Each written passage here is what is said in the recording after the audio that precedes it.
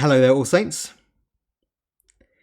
So here we are again after our what would have been the Easter holidays, back in normal school, although it doesn't feel particularly normal at the moment. Whether you're in school or at home with your family, I'm sure things are very different for you at the moment, as they are for all of us. I hope that wherever you are, you're being good. I hope that you're working hard, and I hope that you're trying to remain fit and healthy in this time of separation. We've been trying to do a walk every day in our family, sometimes on our bikes, but mostly trying to walk as far as we can when in the time that is allowed. Yesterday, Mrs. Griffiths and I walked a very long way, and today our legs are a bit achy. So a question for you at the beginning as we start. How far do you think you've walked since we were all in school together?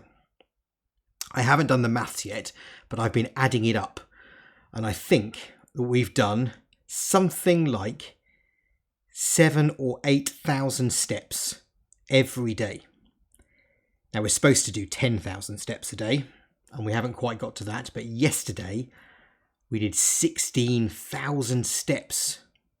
Took forever, but it was great. We walked all the way along the ridge. Somebody told us that it was possible to walk up past St Andrews in Chilcombe and keep going all the way along and end up back at St Catherine's Hill, and then along where the viaduct is and back up the hill past the Black Boy and back up into school, or near where school is, near where I live.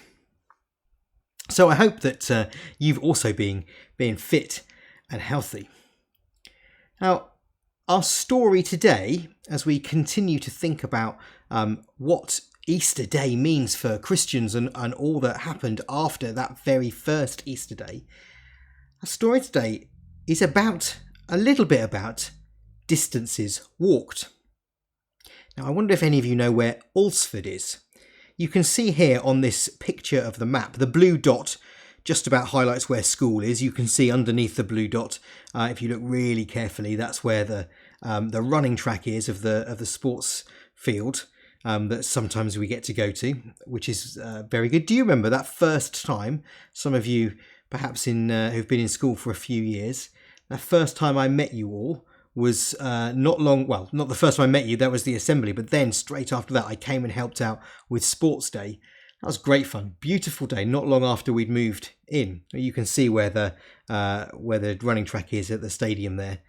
You can see the mark of the cross over on the left-hand side of that picture where the hospital is. But the reason I put this picture up is a bit further towards the right.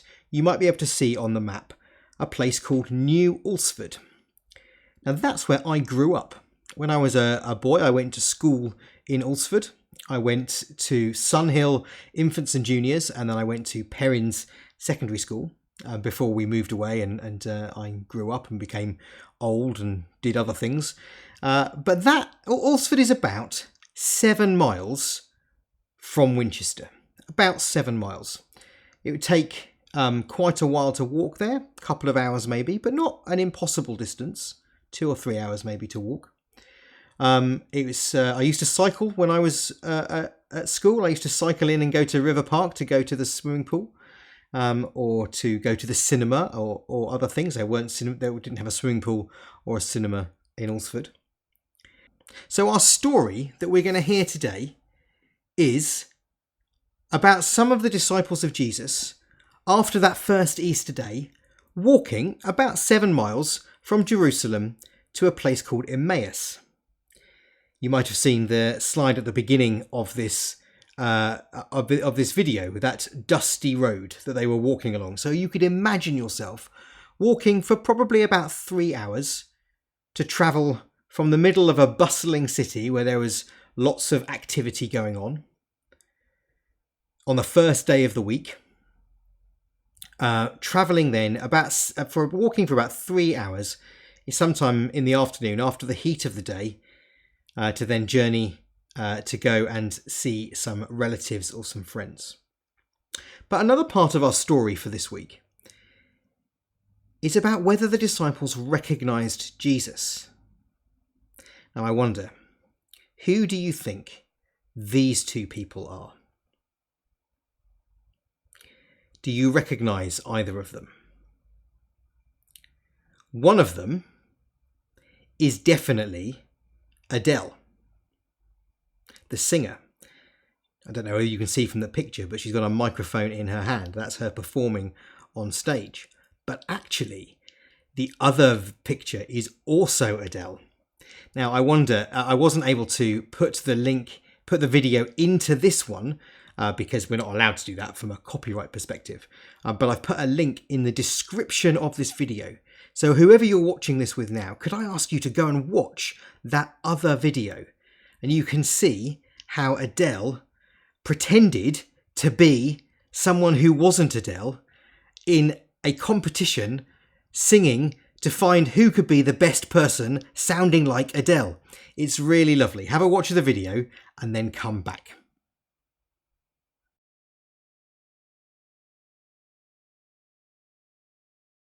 So what I'm going to do is I'm going to read to you from the Bible the passage. It's in Luke chapter 24. I'm going to read in the contemporary English version, but it's about the two disciples who are walking on the road to Emmaus, about 3 hours worth of walking, about 7 miles, as you'll hear in the story. That same day, two of Jesus' disciples were going to the village of Emmaus, which was about 7 miles from Jerusalem. As they were talking and thinking about what had happened, Jesus came near and started walking along beside them. But they did not know who he was. Jesus asked them, "What were you talking about as you walked along?" The two of them stood there looking sad and gloomy. The one named Cleopas asked Jesus, "Are you the only person from Jerusalem who didn't know what was happening there the last few days?" "What do you mean?" Jesus asked. They answered, "Those things that happened to Jesus from Nazareth. By what he did and said, he showed us that he was a powerful prophet who pleased God and all the people. Then the chief priests and our leaders had him arrested and sentenced to die on a cross. We had hoped that he would be the one to set Israel free. But it has already been 3 days since all this happened. Some women in our group surprised us. They had gone to the tomb early in the morning, but did not find the body of Jesus. They came back saying they had seen a vision of angels who told them he was alive. Some men from our group went to the tomb and found it just as the women had said, but they did not see Jesus either." Then Jesus asked the two disciples, "Why can't you understand? How can you be so slow to believe all that the prophets said? Didn't you know that the Messiah would have to suffer before he was given glory?" Jesus then explained everything written about himself in the scriptures, beginning with the law of Moses and the books of the prophets. When the two of them came near the village where they were going, Jesus seemed to be going farther. They begged him, "Stay with us, it's already late and the sun is going down." So Jesus went into the house to stay with them. After Jesus sat down to eat, he took some bread, he blessed it and broke it. Then he gave it to them. At once they knew who he was and explained the scriptures to us. At once they knew who he was, but he disappeared. They said to each other, "When he talked with us along the road and explained the scriptures to us, didn't it warm our hearts?" So they got right up and returned to Jerusalem. The two disciples found the 11 apostles and the others gathered together. And they learned from the group that the Lord was really alive and had appeared to Peter. Then the disciples from Emmaus told what had happened on the road and how they knew that he was the Lord when he broke the bread. Do you remember in the Adele video that they knew who she was when they heard her sing? Something very distinctive. They might not have recognised Jesus. We don't know what a resurrected body looks like. For the fact that the disciples didn't recognise him straight away, it probably would mean that it would be a bit difficult to know. Plus, they probably weren't expecting to see Jesus because they believed that he had died, as he had. But they were able to recognise him in the thing that he did as he broke the bread for them. They were able to recognize who he was from what had happened at the Last Supper. But also, when they thought back, they recognized him talking about himself in all the scriptures as they expanded and explained the story. You might remember from the Jesus Storybook Bible that we use quite a bit in school. This tagline here where it says, "Every story whispers his name." That's what Christians believe, that the whole Bible is telling us something about who Jesus is. We might not always be able to recognize God at work in our world when we go about our day-to-day business.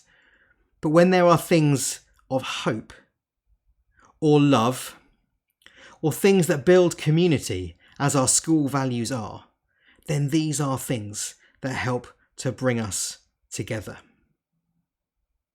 You see, it is all about love and hope and community.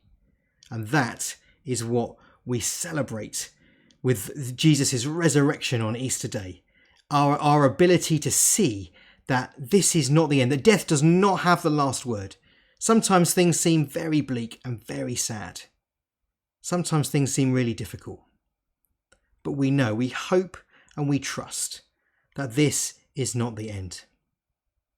So, we have a time now for prayers. I wonder if you've been remembering to do your teaspoon prayers, your thank you, sorry, and please prayers. I'm going to pray now. Why don't you close your eyes and hold your hands together? And if you'd like to join in with me at the end, then when I say amen, then you can respond by saying amen too. Heavenly Father, we thank you that you sent your Son to be our Saviour. We thank you that because of that first Easter day, we have hope, and we know that death is defeated and does not have the last word. We're sorry for those times that we forget all that you have done for us, and please help us to remember that you are Lord of all and to recognise you in all that we do.